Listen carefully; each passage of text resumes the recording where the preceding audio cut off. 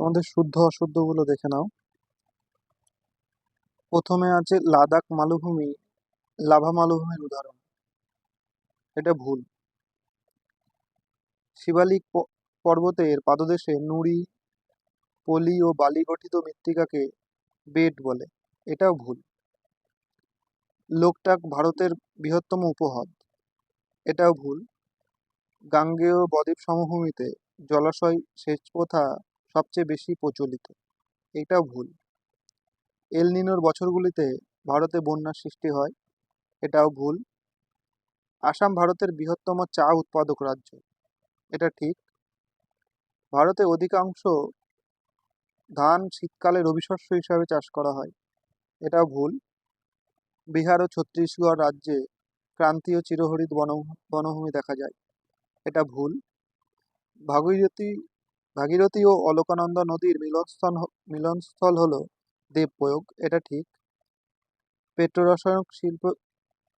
রসায়ন শিল্পকে আধুনিক শিল্প দানব আখ্যা দেওয়া হয়। এটা ঠিক।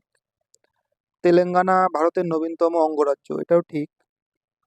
বিশাখাপত্তনম ভারতের একমাত্র শুল্কমুক্ত বন্দর। এটা ভুল। এটা হবে গুজরাটের কান্ডালা। স্থান ড্যাশ মেঘালয় মালভূমির সর্বোচ্চ অংশ। এটা হবে শিলং। দক্ষিণ ভারতের সর্বোচ্চ শৃঙ্গ হলো আনাইমতি। 3 নম্বরটা হচ্ছে মালাবার উপকূলে উপহ্রদগুলিকে স্থানীয় ভাষায় কয়াল বলে। পরেরটা ক্রান্তীয় পূবালি জেট বায়ু মৌসুমী বায়ুকে ভারতে আসতে বাধ্য করে। ড্যাশ মৃত্তিকা ম্যানোগ্রোভ অরণ্যের জন্য আদর্শ। এটা হবে লবণাক্ত মৃত্তিকা। তারপর এটা জামনগর ড্যাশ শিল্পের জন্য বিখ্যাত। এটা হবে পেট্রো রসায়ন শিল্পের জন্য বিখ্যাত।